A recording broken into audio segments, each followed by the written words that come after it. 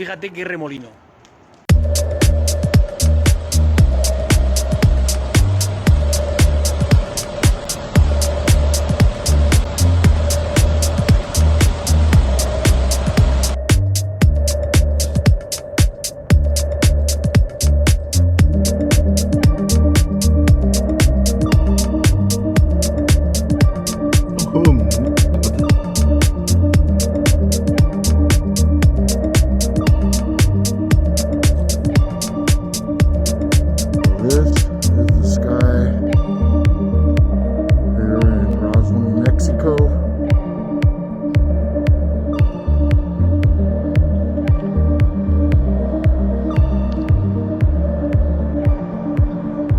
Never seen the clouds like this before.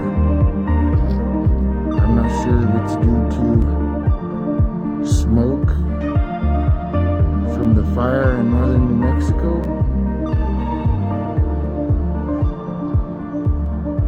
or not, but these are some of the weirdest clouds I've ever seen.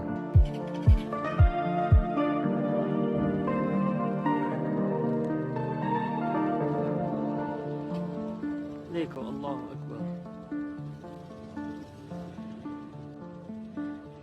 الله أكبر الله أكبر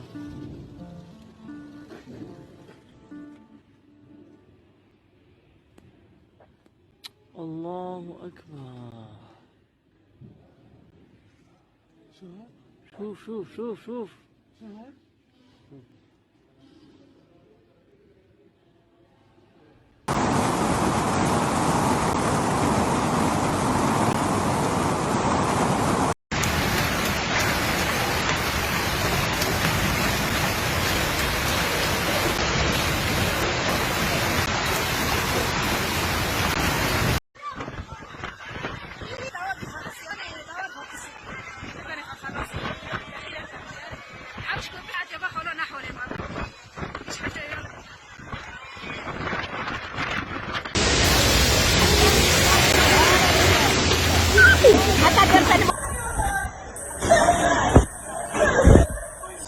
Olha isso, gente! Olha, tá abrindo a janela! Jesus amado!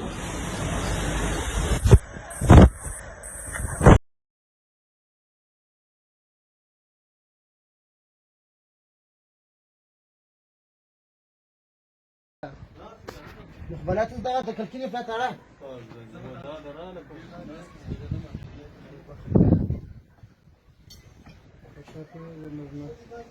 لكن ده احنا بنجرب ورسل دي Pastor was Stepan really good.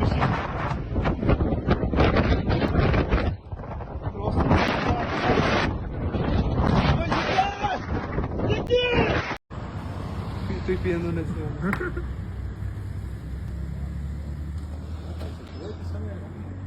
Nos invadieron, papi. Cacho.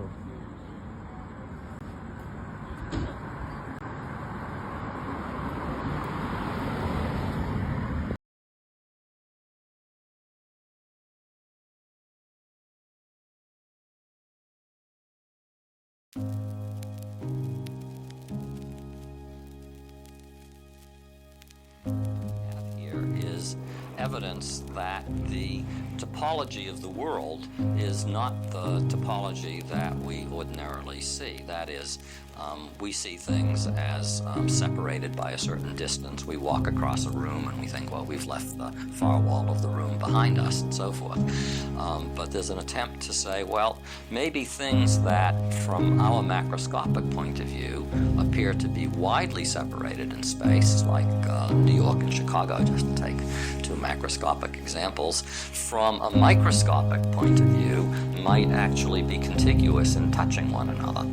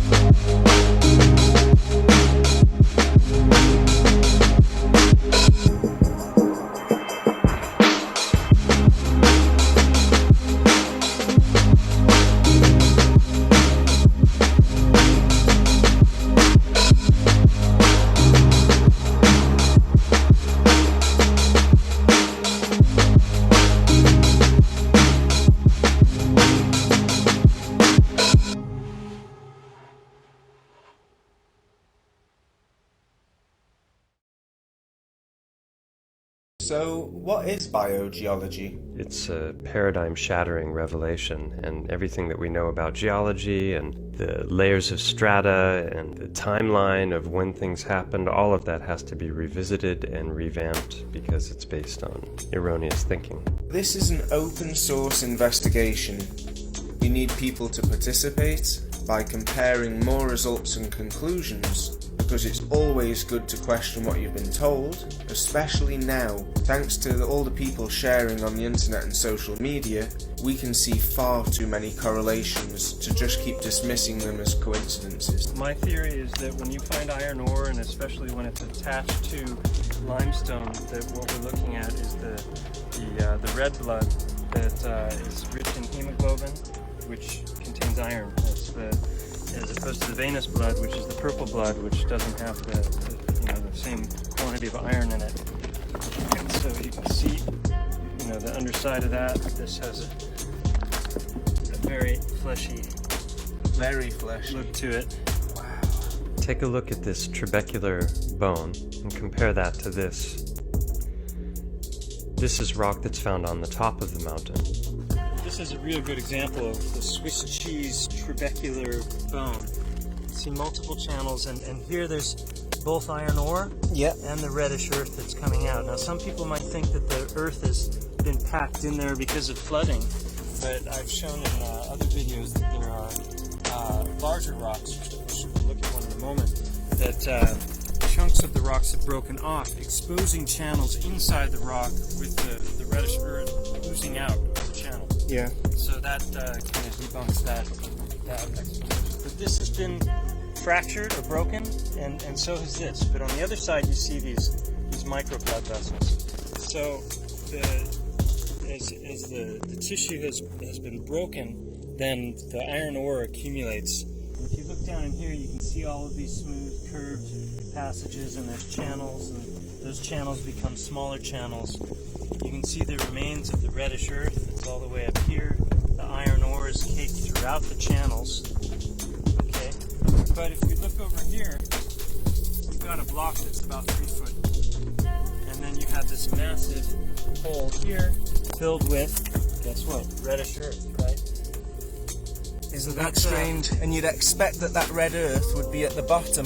If it was from, rainfall, then it would go to the lowest point. But the point that it's packed up to the top suggests that it was in there before weathering. And here you see these little lines that are like micro blood vessels, which you would find in bone.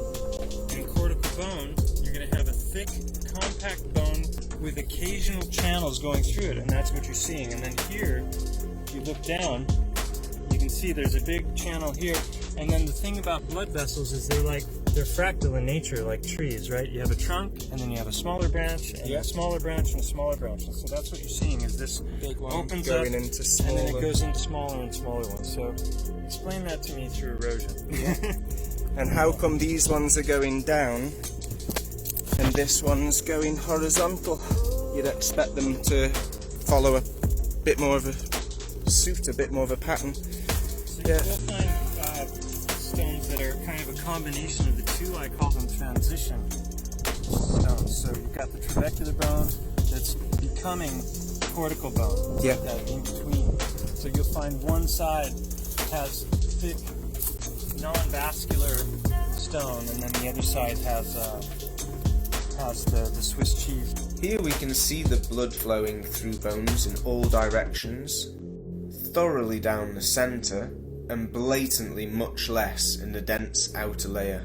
These stones, I believe, are all chunks of titans, and if you get up on them and you look down, you see that there's loads of different kinds of histology, the tissues, and you can see some that have the iron ore that's caked onto the side with little openings like that one over there.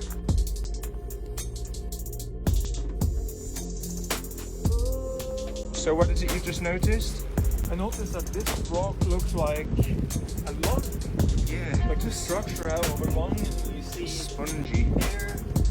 That's like the blood vessels that go into the lung. Oh my goodness.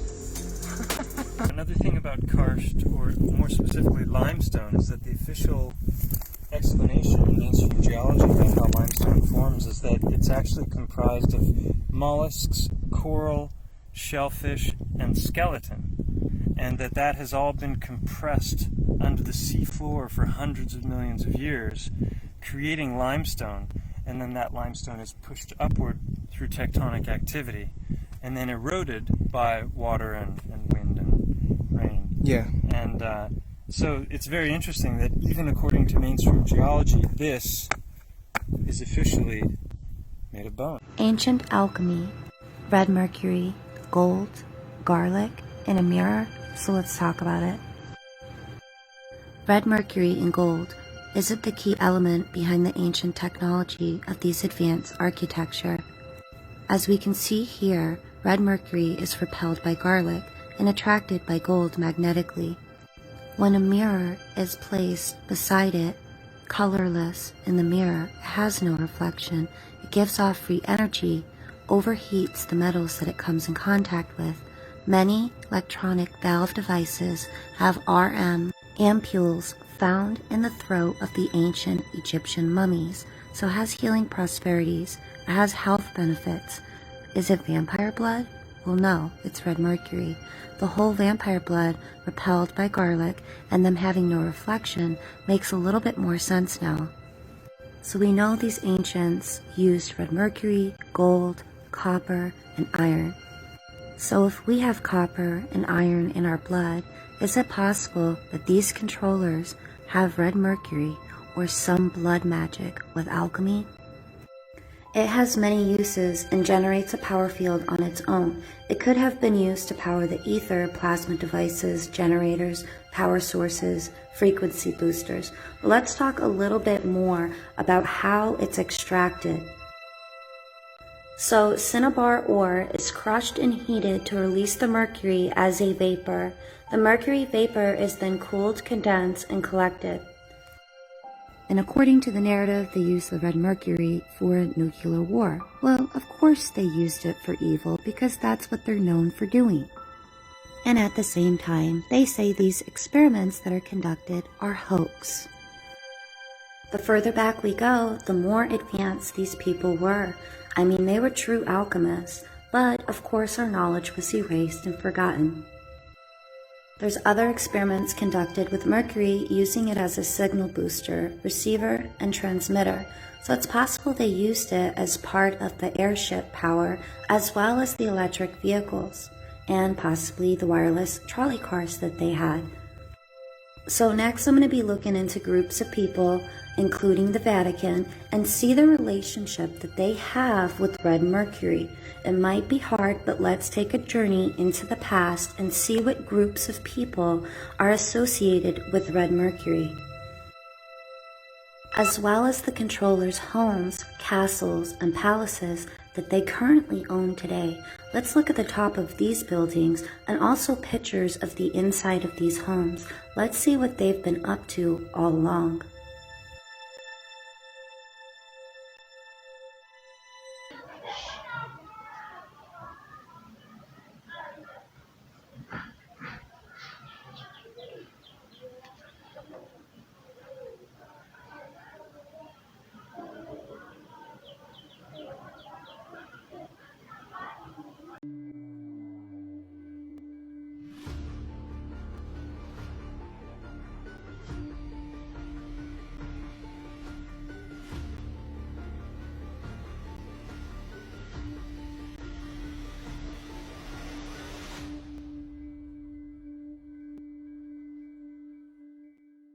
Here near Mphaluzi in South Africa, very close to the Swaziland border. Now this is one of the greatest examples of an ancient footprint.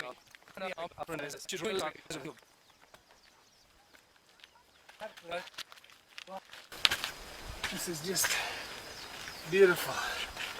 Look at this. There's the, you know, when you, there's the big toe, and the other 4 toes down to the small toe, down to the heel. What's fascinating about this is anybody that does a study of this will notice this piece sticking out here. It's like when you put your foot in mud and you pull it out, your toes will lift up a little mud where your toes were, and that's exactly what seems to have happened here.